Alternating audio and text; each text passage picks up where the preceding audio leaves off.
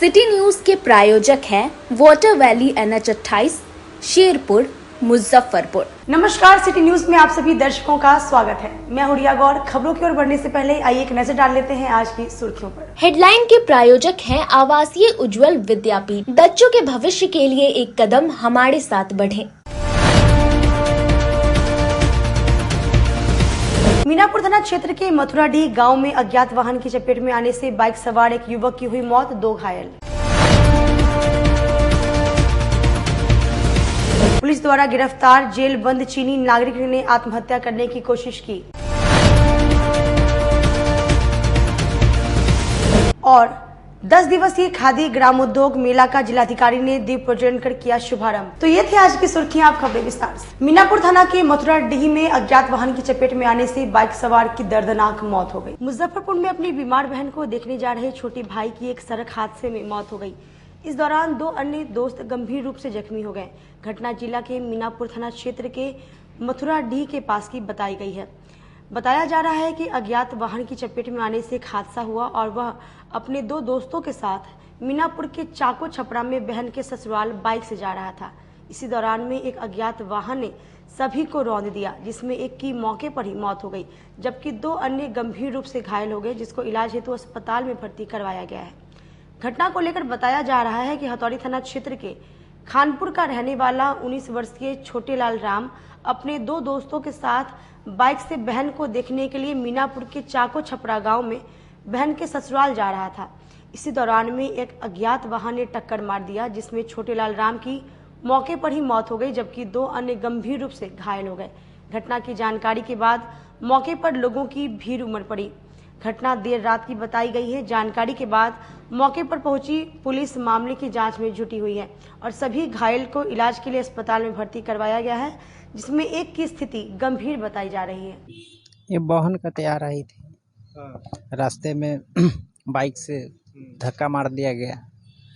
अब पता ना क्या चीज़ से लगा। उधर से शनिचरा सन चौक पर से एक टेम्पो वाले आ रहे थे, वही चाको छपरा आकर बताया कि आपका रिश्तेदार आया हुआ था, उनका धक्का लग गया से 2 आदमी उसमें स्पॉट मर्डर है, एक आदमी का बाँह टूट गया हुआ है। तो अब यहाँ चाको छपरा से सारा लोग वहाँ जाकर देखा तो एक आदमी का स्पॉट मर्डर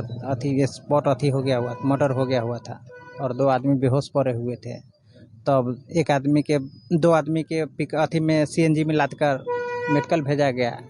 फिर बाद में लाश को CNG में लाद कर जो घायल होता है स्थिति कैसा उसका वही स्पॉट मृत्यु हो गया है। मेरा भाई है जी, वो बानिया जा रहा था। क्या चीज़ से? बाइक से। 3 बंदा था। 3 आदमी जी। कहाँ पे घटना हुई? मुठराडी में। कौन थाना क्षेत्र? मीनापुर। कब की घटना है? कल शाम 7 बजे। कल शाम 7 बजे जी। आप लोग कैसे जानकारी? वो कॉल आया से मृत्यु हो गया, स्पॉट बाइक से लड़ गया है। अच्छा, जा कहाँ रहा था? चाको छपना बानिया जा रहा जी। कब शादी हुआ था? 2 तारीख को ही 2 तारीख को 2 तारीख से पिछाड़ी लेके जा रहा था जी। नहीं, बुलाने जा रहा था। पुलिस द्वारा गिरफ्तार किए गए चीनी नागरिक ने जेल में आत्महत्या का प्रयास किया। नाजुक स्थिति में अस्पताल में चल रहा है इलाज। मुजफ्फरपुर में 5 जून को अवैध रूप से भारत में आए एक चीनी नागरिक ली जियाकी को पुलिस गिरफ्तार कर लिया। उसने 7 जून को देर रात मुजफ्फरपुर के शहीद खुदीराम बोस केंद्रीय कारा में भी सुसाइड करने का प्रयास किया। उसने चश्मे के शीशे से अपने प्राइवेट पार्ट और पीठ को चीर लिया, जिससे काफी खून बहने की वजह से बेहोश हो गया। फिलहाल उसे पुलिस अभिरक्षा में SKMCH में भर्ती कराया गया है। जेल प्रशासन का मानना है कि ली जियाकी ने आत्महत्या करने की कोशिश की। मामले को लेकर जेल प्रशासन ने अस्पताल वार्ड में साथी बंदियों से पूछताछ की तो पता चला कि चीनी नागरिक ने टॉयलेट में जाकर अपने चश्मे के शीशे को तोड़कर प्राइवेट पार्ट काटने का प्रयास किया, जिससे शौचालय में वह बेहोश हो गया। बंदियों ने बताया कि उसकी भाषा स्थानीय प्रशासनिक अधिकारी या जेल के दूसरे बंदी नहीं समझ पा रहे थे। उसने शाम में दही चूड़ा खाया था और फिर सो गया था।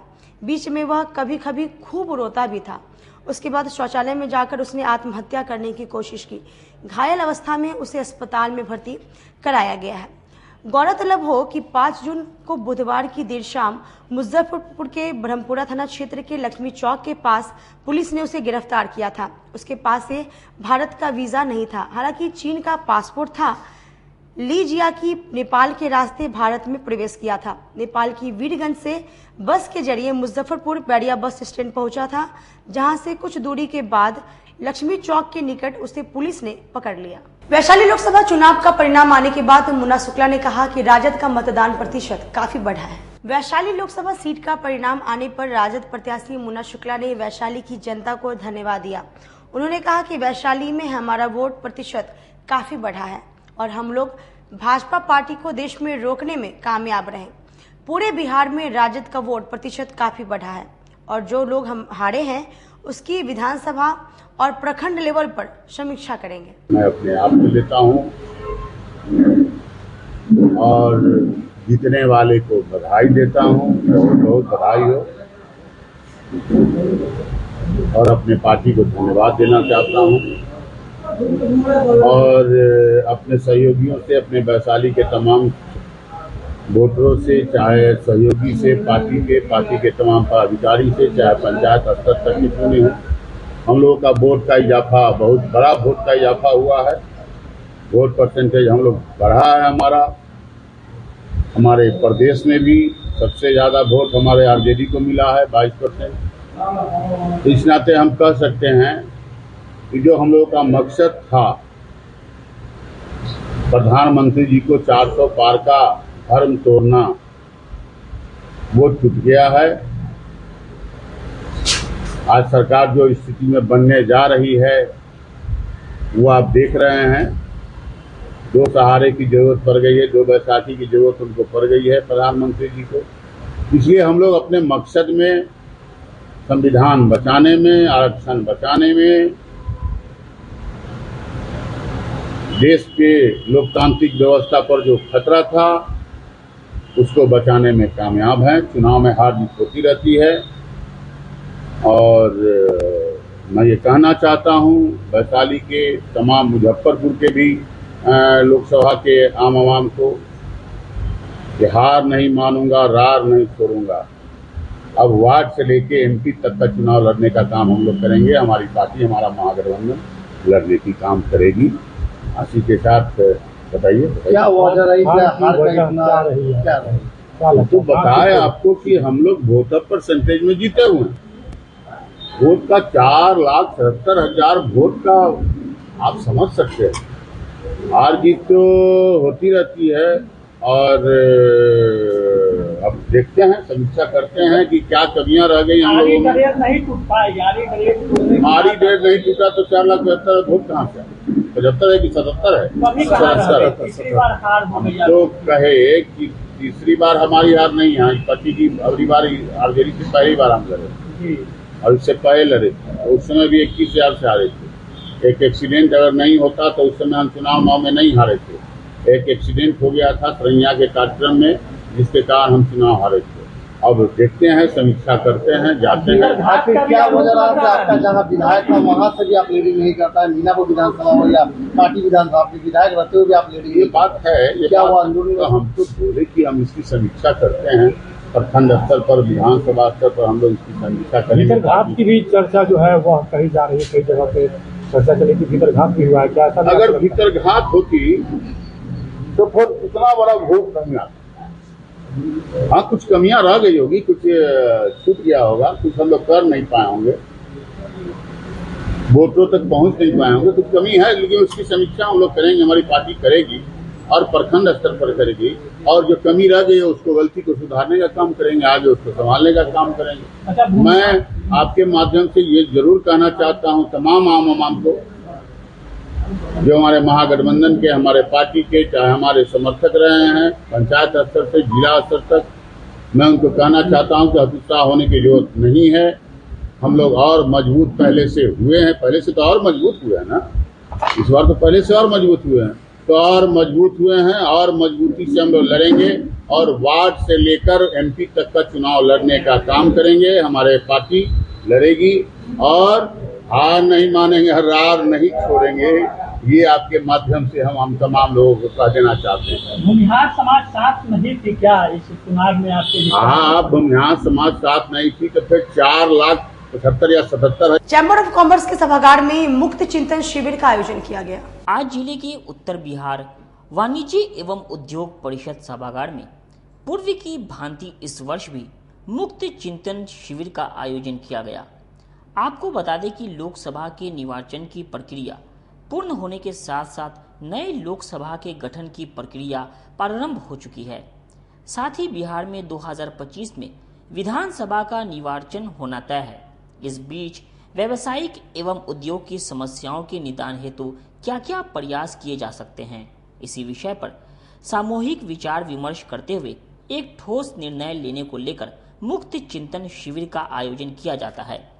चिंतन शिविर की अध्यक्षता करते हुए श्याम सुंदर भीमसेरिया ने बताया कि मुक्त चिंतन शिविर के आयोजन का मुख्य उद्देश्य ये है कि हम सभी उप समिति के सदस्यों एवं पदाधिकारी गण एक छत के नीचे एकत्रित होकर परिषद हित, व्यवसायिक हित, उद्योग लोक हित एवं सामाजिक विषयों के साथ साथ इस परिक्षेत्र में व्याप्त समस्याओं के निराकरण के लिए सामूहिक रूप से अपने विचारों एवं सुझावों का आदान प्रदान करते हुए ठोस निर्णय लिया जा सके। फिर जो है, क्योंकि हम लोगों का संगठन उत्तर बिहार वाणिज्य एवं उद्योग परिषद निरंतर व्यवसायियों के, उद्यमियों के और आम शहरी के जनजीवन को अच्छा बनाने, बेहतर बनाने के लिए हमारा संगठन जो है लगातार काम करता रहता है। हम लोग इस चिंतन शिविर के माध्यम से अपने सदस्यों की जो मन की भावनाएं वो जानने का प्रयास करते हैं कि हर चीज का विशेषज्ञ कोई एक व्यक्ति हो नहीं सकता। तो जब बड़ा चिंतन शिविर होता है जब उसमें 100, 250 लोग आते हैं तो सब लोग जब अपनी भावनाओं को रखते हैं और उन भावनाओं को संकलित करके उसके बाद अगर कोई निर्णय लिया जाता है तो निश्चित रूप से वो एक बेहतर निर्णय निकल के सामने में आता है। तो हम लोगों का ये प्रयास होता है कि जो भी निर्णय हो वो सर्वसम्मति से सबके विचारों को सामंजस्य करते हुए जो व्यवसाय हित में हो, उद्योग के हित में हो, वो लिया जाए। उसी क्रम में ये हमारा चैम्बर का तीसरा मुक्त चिंतन शिविर है। आप देख रहे हैं कि हमारे यहाँ जो 19 उप समितियां हैं, तो हम लोग 19 उप समितियों के जो भी सभापति हैं उनको बारी बारी से हम लोग उनको मौका देते हैं और यह जानने का प्रयास करते हैं कि उनके उप समितियों के द्वारा हम यहाँ व्यवसायियों के लिए, उद्यमियों के लिए या आम लोगों के लिए बेहतर से बेहतर क्या कर सकते हैं। उस सभी लोगों का विचार जानने के बाद हम लोग जो सभापति के अलावा भी जो अन्य लोग उपस्थित हैं हमारे सदस्य, उनसे भी हम लोग बारी बारी से उनके मन की बात को जानेंगे, उस बात पर चिंतन करेंगे और चिंतन करने के बाद जो एक निष्कर्ष निकल के आएगा उसके ऊपर हम आने वाले अगले 6 महीने में हमारा चैम्बर जो है, परिषद जो है वो काम करें। अपनी फिल्म की प्रमोशन के लिए शहर में पहुंचे खेसारी लाल यादव, रति पांडे और डायना खान। खेसारी लाल यादव, रति पांडे और डायना खान की भोजपुरी फिल्म रंग दे बसंती सिनेमा घरों में धूम मचा रही है। फिल्म के प्रमोशन के लिए पूरी टीम शहर के श्याम सिनेमा हॉल पहुंची, जहां सभी कलाकारों ने फिल्म की खासियत बताते हुए दर्शकों से इसे देखने की गुजारिश की। मीडिया से बातचीत के दौरान भोजपुरी कलाकार खेसारी लाल यादव ने कहा कि फिल्म रंग दे बसंती देशभक्ति फिल्म है। इसकी शूटिंग रियल लोकेशन पर की गई शूट है। सभी कलाकारों ने फिल्म में बेहतरीन काम किया है। Pan India release Bhojpuri film रंग दे बसंती को हिंदी की तरह ओरिजिनल भोजपुरी भाषा में रिलीज किया गया है, जिसे देखकर आप लोगों को मजा आ जाएगा। जहां भी इसके प्रमोशन के लिए गए हैं, लोगों का भरपूर प्यार मिला है। बसंती को प्रमोट करने के लाया हूँ बेहतर सिनेमा को, भोजपुरी को। कोशिश है कि भोजपुरी बड़ी स्तर पे जो नहीं हो पा रही थी, इस बार हमारे रोशन सर, हिमांशु सर, हम सब कलाकार और रोशन सर का बहुत ज़्यादा योगदान रहा कि कम से कम 200 cinema hall all over India release हुई है और हर मल्टीप्लेक्स में रिलीज हुई है। तो मैं सबसे अपील यही करूँगा कि आप लोग इस गर्मी में एसी का मजा लीजिए और 99 रुपये टिकट है उसका, ऐसा नहीं कि बहुत महंगा भी है।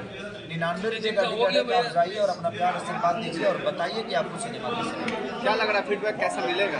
अभी तक तो जहाँ गए हैं बहुत जनता का प्यार भरपूर मिला है और जनता आशीर्वाद भी दे रही है। कई जगह सिनेपोलिस फुल है, तो अच्छा लग रहा है कि लोग अब अपना रुख थिएटर में कर रहे हैं और अच्छी जगह पे सिनेमा देखना चाहते हैं। अगर आप व्यवस्था दीजिए, आप अगर सिनेपोलिस में सिनेमा को लगाएंगे तो लोग आएंगे। आज हमने कई जगह देखा, कई जगह से फ़ोन भी आया, कलकत्ता से लेकर रांची से लेकर टाटा, हर जगह से कि नहीं आज फुल था, तो सुन के अच्छा लग रहा है। मुजफ्फरपुर में आए हैं, यहाँ की जनता को क्या कहेंगे? यहाँ की बस दर्शक जनता, यहाँ की जनता हमारी जनता है, यहाँ की जनता के हम हैं, तब यहाँ की जनता के लिए क्या बोलो? जिन्होंने खेसारी जैसा बेटा पैदा कर दिया, उन जनता के लिए क्या बोल सकता है? लोगों का अपील लगातार देखा जा रहा है, रिक्वेस्ट भी कर रहे थे कि जल्द से जल्द लॉन्च किया जाए और इसकी लॉन्चिंग भी हो गई। अब फीडबैक के लिए क्या कुछ कहेंगे? हाँ बस अब फीडबैक तो कल आएगा, आज नहीं, क्योंकि आज तो लगी जी। और मुझे लगता है कि सब लोग अपना ओपिनियन देखने के बाद देंगे, तो शायद कल से लोगों को फीडबैक मिलना शुरू हो जाएगा, उसके बाद हम जरूर बताएं। मुजफ्फरपुर की जनता से क्या कुछ का अपील है? मुजफ्फरपुर मेरे दिल में है, दिमाग में होता तो क्या बोलता है। बस जो है एंड मैं फर्स्ट मूवी है, सो आई एम रियली एक्साइटेड। क्या रिस्पॉन्स आता है लोगों को, मैं अच्छी लगती है, मुझे लगती हूँ, तो बस आप बहुत एक्साइटमेंट है, बहुत नर्वसनेस है। लोगों से अपील क्या करेंगे, पहली बार इस फील्ड में आए? मैं तो यही कहूँगी कि मेरा भी पहली बार है भोजपुरी में विद केसरी एंड एवरीबॉडी को, तो मैं खुद बहुत ऐसी नर्वस हूँ, बट आई थिंक आप सबको अच्छा लगेगा और आप सबको देखना चाहिए। ये बहुत खुशी है, मेरा डेब्यू है, तो मेरी खुशी का ठिकाना और पूरा दूसरा ही हो गया है। मैंने जितने भी काम किए हैं उससे ज़्यादा मुझे आज खुशी हो रही है, क्योंकि ये मेरे प्रांत का अपनी भाषा है, तो बहुत गर्व भी महसूस हो रहा है। कल हमारा प्रीमियर था, सबका रिएक्शन देख के बड़ा अच्छा लग रहा है। चलिए, मुजफ्फरपुर के धरती पे आए हैं। मुजफ्फरपुर में ये मैं वो पटना की, लेकिन मैं ये कहना चाहूँगी कि मुजफ्फरपुर में मैं पहली बार आ रही हूँ और मैं तब से जब से आ रही हूँ हाजीपुर मुजफ्फरपुर सब देखते देखते आ रही हूँ, बहुत सारे चेंजेस हुए हैं, मतलब बहुत अच्छा लग रहा है। मैं ये कहने का मन कर रहा है मैं गाँव चले जाऊँ और क्या, मैं हूँ गोपालगंज की, तो काफ़ी अच्छा लग रहा है यहाँ आकर। अब देखते हैं मुजफ्फरपुर का प्यार स्नेह देख करके क्या कुछ कहेंगे? वो तो मैं बिहार है, तो मुझे भरपूर विश्वास है कि मुझे भी प्यार जरूर मिलेगा और मुजफ्फरपुर से भी सबसे ज़्यादा प्यार, क्योंकि हम लोग पर्सनली यहाँ पर आए हैं। लोगों से अपील क्या करेंगे? लोगों से अपील यही करेंगे कि बस एक छोटा सा इनिशिएटिव है भोजपुरी इंडस्ट्री के लिए मेरी तरफ से, और केसारी जी के साथ हमारे टीम के साथ जुड़े हैं, तो मैं चाहूँगी कि मेरे काम को सराहे और हम सबके काम को सराहे, स्पेशली हम लोग, मैं तो आप दोनों नए हैं इस इंडस्ट्री में, तो आप अपना प्यार दीजिए और जिस तरह से प्यार बरकरार रहेगा, हम आशा करते हैं कि भोजपुरी में बहुत अच्छे अच्छे सिनेमास हम लोग लेकर आएंगे। रंग दे बसंती का कुछ एक दो डायलॉग हमारे दर्शकों को दे दीजिए। मेरा ऐसा कोई डायलॉग नहीं है,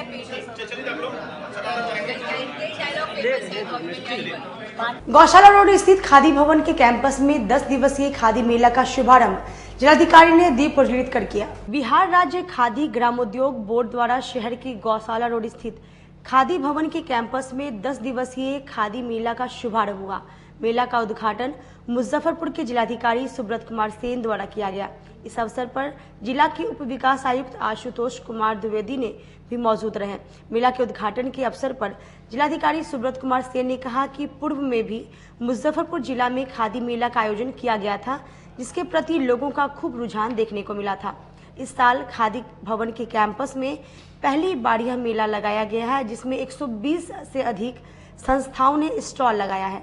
सभी स्टॉल में मुजफ्फरपुर वासी बिहार के विभिन्न जिलों में निर्मित उत्पादों की खरीदारी कर सकते हैं। यह मेला दोपहर के बाद 1 बजे से प्रारंभ होकर रात्रि 9 बजे तक खुला रहेगा। मेला 8 जून से 17 जून तक चलेगा। मेला में खादी, हैंडलूम एवं हैंडीक्राफ्ट, हस्तशिल्प, मुख्यमंत्री उद्यमी योजना, PMEGP, जीविका समूह एवं दूसरी संस्थाओं का स्टॉल लगाया गया है। इस मेला से लघु उद्यमियों को अपने उत्पादों की बेहतर मार्केटिंग और ब्रांडिंग करने का अवसर प्राप्त होगा।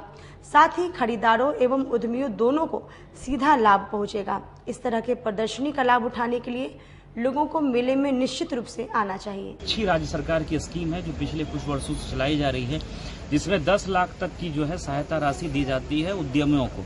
और जो युवक युवतियां जो गांव में बैठे हुए हैं, जिनके पास अपना हुनर है, स्किल है, और उसको एक अच्छा प्लेटफॉर्म देने का एक जरिया है, जिसमें 5 लाख रुपए सब्सिडी और 5 लाख रुपए जो है साधारण किस्तों पर उनको वापस करना होता है।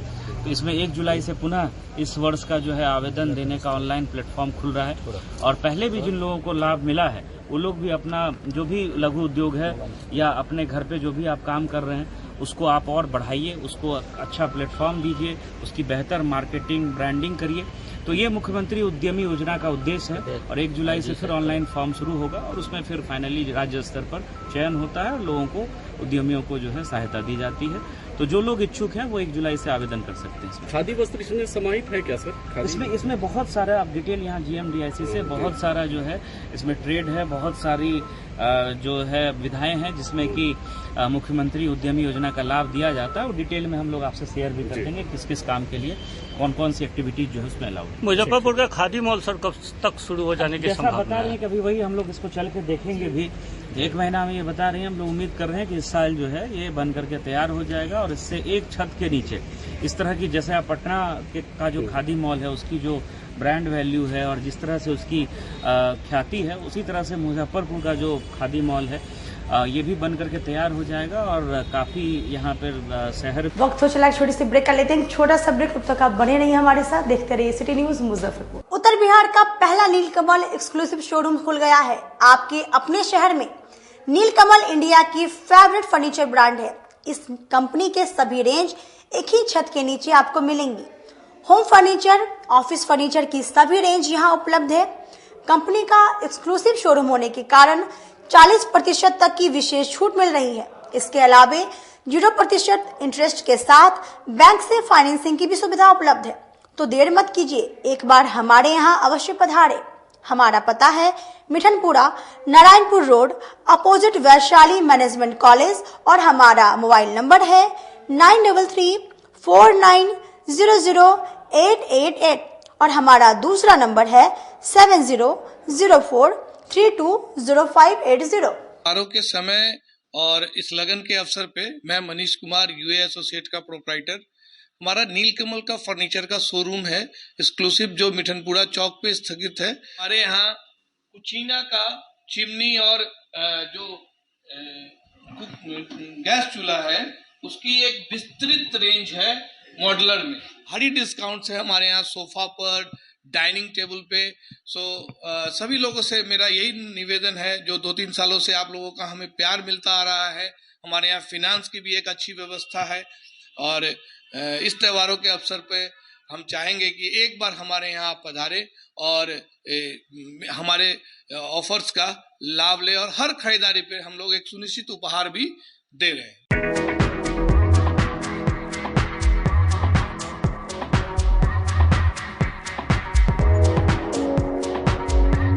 गर्मी में अपने पूरे परिवार के साथ मस्ती करना चाहते हैं तो चले आइए वाटर वैली में, जो कि कच्ची पक्की चौक से 2 किलोमीटर दूर शेखपुर NH के समीप स्थित है। शहर के लोग यहाँ मोटरसाइकिल और कार से काफी आसानी से पहुँच सकते हैं। यहाँ आप अपने परिवार के साथ फुल मस्ती कर सकते हैं। वेव पूल, रेन डांस के साथ भव्य वाटरफॉल बनाया गया है।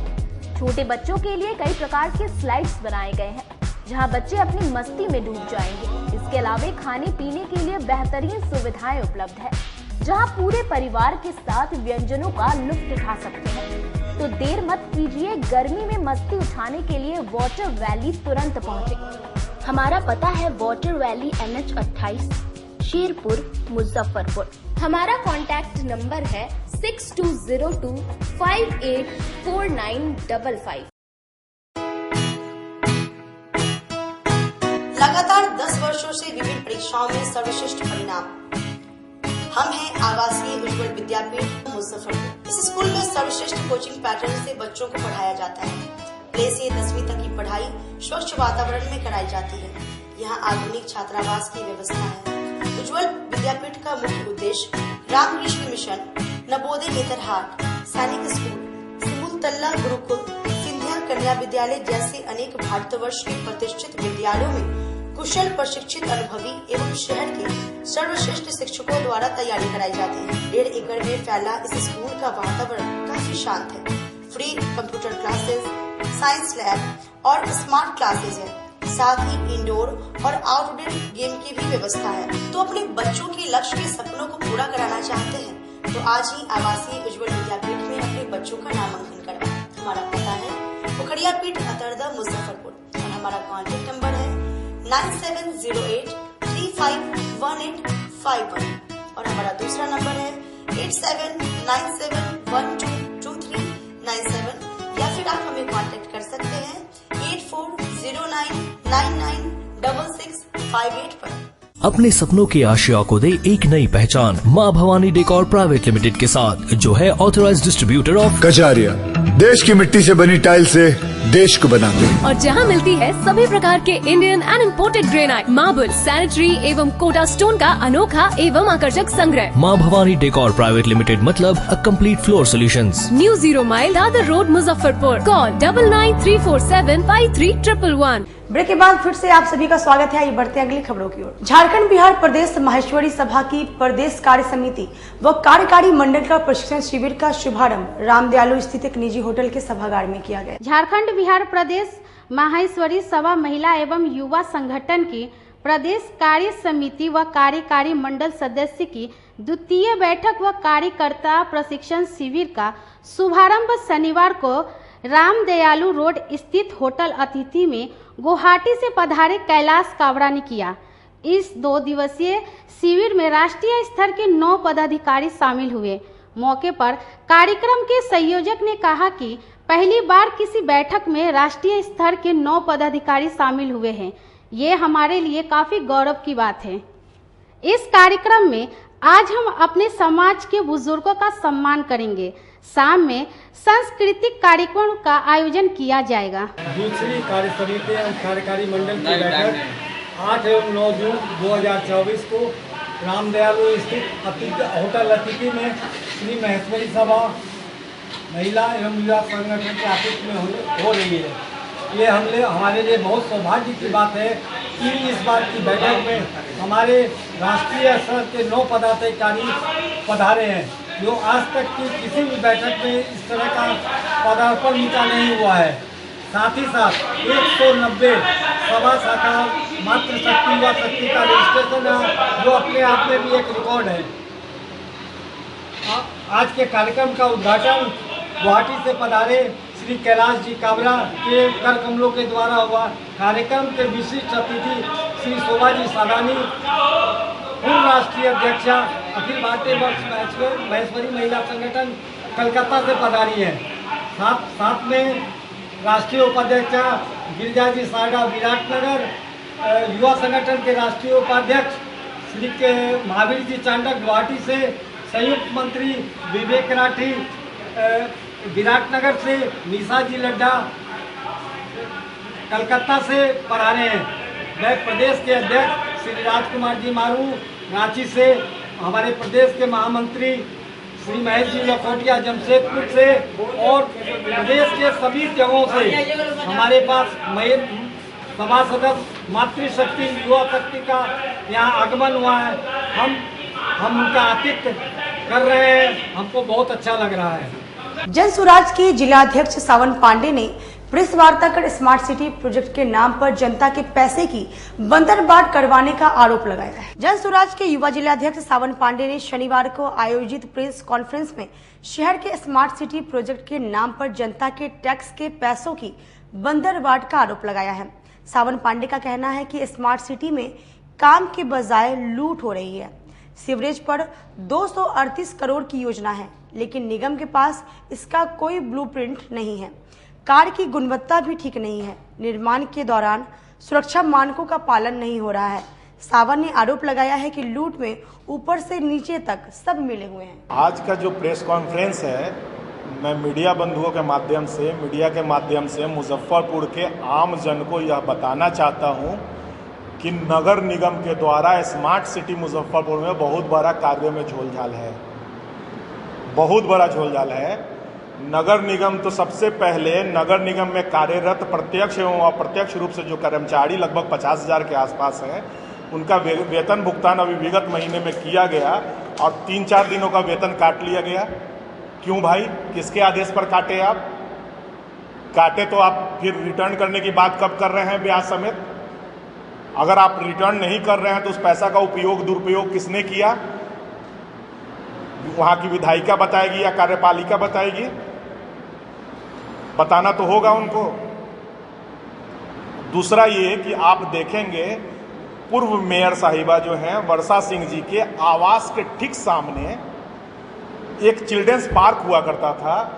वो चिल्ड्रंस पार्क का जो स्थिति है आज की तारीख में उसको निजी पार्किंग बना दिया गया है और निजी पार्किंग बनाया गया, उसमें थार और फॉर्चूनर जैसी गाड़ियां खड़ी रहती हैं और उस पर गायघाट विधायक निरंजन राय जी का शिलापट पे नाम है। आप गायघाट के विधायक हैं साहब, आप विकास गायघाट में कीजिएगा कि मुजफ्फरपुर नगर में आकर के कीजिएगा? आपका विधानसभा तो हमारे नगर विधानसभा से सीमा में सटता भी नहीं है। आप अपने क्षेत्र का विकास कीजिए ना। आप क्या विकास किए हैं? क्षेत्र की जनता हिसाब लेने के लिए आपसे बैठी हुई है। आप यहां आकर के क्यों शिलापट लगाए? कारी सोहेब साहब का उस पर नाम है, ठीक है, सोहेब साहब का नाम है, बहुत अच्छी बात है, हमारे एमएलसी हैं, आदरणीय है, माननीय है, लेकिन इस पे हमारे महापौर साहिबा का नाम क्यों नहीं है? महापौर साहिबा जिस भी दल से हो, दल से मतलब नहीं है, वो आम जन के द्वारा, आम जनता के द्वारा चुनी गई नेत्री हैं, वो शहर के प्रथम नागरिक हैं, उनके सम्मान में उनका नाम क्यों नहीं है? इसमें आप नगर विधायक का नाम क्यों नहीं दिए? नगर विधायक तो हमारे द्वारा चुने गए हुए हैं, उनका नाम क्यों नहीं है? आप वहाँ के लोकल वार्ड पार्षद का नाम इस पे क्यों नहीं दिए? और किसके आदेश पे आपने इसको निजी पार्किंग बना दिया, चिल्ड्रंस पार्क को? शहर में तो ऐसे ही कोई पार्क नहीं बचा हुआ है, जो पार्क है भी वो भी जर्जर हालात में है। शहर में विकास कहीं नजर नहीं आ रहा है। स्मार्ट सिटी की बात कर रहे हैं, बहुत बढ़िया है, स्मार्ट सिटी बने, मुजफ्फरपुर स्मार्ट हो, हम ये चाहेंगे, लेकिन जगह जगह गड्ढा खोद दिया गया है। आपने कोई विकल्प तैयार किया है? आपने होल्डिंग टैक्स बढ़ा दिया, उगाही आपकी बढ़ गई, आपका रेवेन्यू बढ़ गया, आय बढ़ गया आपका, लेकिन यहाँ के व्यवसायी भाइयों के लिए आपने क्या किया? आप तो त्यौहार का समय आ रहा है, सावन का महीना शुरू हो जाएगा, बकरीद आ गया नज़दीक में, क्या चाहते हैं कि ऑनलाइन खरीदारी ही हो? हमारे जो माननीय प्रधानमंत्री जी हैं वो बोलते हैं कि लोकल को वोकल कीजिए, आप वोकल के बदले वोकल काहे कर रहे हैं? क्यों व्यवसायियों को तंग कर रहे हैं आप? और आप जो बायो टॉयलेट की बात करते हैं साहब, एक भी बायो टॉयलेट आपका काम नहीं कर रहा है। बायो टॉयलेट का मतलब कि हाइजीन होना चाहिए, खुद से खुद उसको अब क्लीन कर लिया जाए। ये कहाँ क्लीन है? ये एलएस कॉलेज के बगल का है, एलएस कॉलेज के दीवार से सटा हुआ, मुख्य द्वार से एकदम दाहिने हाथ में। देखिए इसमें जानवरों का मलमूत्र, इसमें इंसानों का मलमूत्र जमा है, कौन यूज करेगा इसको? एक भी वाटर वेंडिंग मशीन सही जगह सही तरीके से नहीं लगा हुआ है। क्या नगर विधायक अपने टॉयलेट का पानी पीते हैं? अगर नहीं पीते हैं तो पी करके दिखाएं, जिस तरीके से यहां लगाया गया है। एक भी वाटर वेंडिंग मशीन में पानी वेंड नहीं होता है, पानी जमा नहीं होता है। एक गिलास पानी, आप मीडिया बंधु भाइयों से मैं जानना चाहता हूं कि आप उधर से अगर गुजरते हैं तो ठंडा पानी पी पाते हैं क्या वहां से? नगर विधायक क्यों नहीं घूम रहे हैं? नगर विधायक सोफा पर सो करके क्यों शहर को चलाना चाह रहे हैं? शहर को चलाने के लिए सोफा से उतर करके सड़क पे आना होगा उनको। 5 साल बीतने जा रहा है, जनता आपके कार्यों का हिसाब मांग रही है। और मैं आम जनता हूं, मुझे चुनाव न लड़ने की कोई जरूरत नहीं है। मैं चुनाव लड़ने के लिए राजनीति करने नहीं आया हूं। मैं मुजफ्फरपुर का आम नागरिक हूं और आपको जवाब देना होगा। विधायक फेयर प्राइस डीलर एसोसिएशन द्वारा अपनी मांगों को लेकर समाहरणालय परिसर में 1 दिवसीय धरना प्रदर्शन किया गया। Fair price dealers association Muzaffarpur इकाई द्वारा शनिवार को अपनी लंबित मांगों के समर्थन में समाहरणालय परिसर में 1 दिवसीय धरना प्रदर्शन किया गया। मौके पर फेयर प्राइस डीलर्स एसोसिएशन के राष्ट्रीय प्रधान महासचिव देवन रजक ने कहा कि आज हम लोगों ने 5 सूत्री मांगों को लेकर जिला अधिकारी के समक्ष धरना प्रदर्शन किया है। पिछले मई महीने का खाद्यान्न 12 डीलरों से लेकर 18 डीलरों को नहीं मिला, जिस वजह से हमारे विक्रेताओं के घर पर लगभग 2000 उपभोक्ता प्रदर्शन किए। इसकी जानकारी हम लोगों ने जिला अधिकारी को दिया। इस रोष में हमारा जून महीना में जो आवंटन किया गया वो आवंटन त्रुटिपूर्ण कर दिया गया, इसमें सुधार किया जाए। इसके साथ हम लोग को डोर स्टेप डिलीवरी के द्वारा गुणवत्ता वाले खाद्यान्न नहीं देकर अन्य गुणवत्ता वाला खाद्यान्न सड़ा गला आपूर्ति किया जाता है। डीलरों को दुकान पर सामान तौलकर नहीं दिया जाता है। देवन रजक ने कहा कि हम लोग हर परिस्थिति में अपना काम ईमानदारी पूर्वक करते हैं, फिर भी जांच के नाम पर हम लोगों का दोहन किया जा रहा है। अगर ये सब बंद नहीं हुआ तो आने वाले दिनों में हम लोग हड़ताल पर चले जाएंगे। आज हम लोगों ने 5 सूत्री मांगों को लेकर आज इतनी भीषण गर्मी में हम आए हैं, इसलिए कि पिछले मई महीना का खाद्यान्न 12 डीलरों से लेकर 18 डीलरों को नहीं मिला, जिसके कारण हमारे विक्रेताओं को घर पर लगभग 2000 उपभोक्ता प्रदर्शन किए और हमारा माल 30 तारीख को डीएम साहब से मिलने के बाद भी उन डीलरों को आपूर्ति नहीं कराया गया। इस रोष में हमारा जून महीना में जो आवंटन किया गया है वह आवंटन त्रुटिपूर्ण है, जिसको सुधार किया जाए। और तीसरा, हम लोग को डोर स्टेप डिलीवरी के द्वारा गुणवत्ता वाले खाद्यान्न नहीं देकर गुणवत्ता वाला खाद्यान्न सरागला को आपूर्ति करना और डीलरों को दुकान पर तौल कर नहीं देना। इसके अलावे अभी वर्तमान में हमारे जांच के नाम पर सब जानता है कि ये पॉस मशीन से वितरण होने के बाद कहां यहाँ नहीं, पूरे देश और विदेश के लोग उस यूट्यूब के द्वारा आप देख सकते हैं कि कितने डीलरों के यहाँ कितना सामान वितरण किया गया। वैसे परिस्थिति में भी आज के लिए बस इतना ही। कल फिर मिलेंगे शहर की तमाम खबरों के साथ। अब तक आप मुझे और मेरी पूरी न्यूज़ टीम को दीजिए इजाजत। नमस्कार।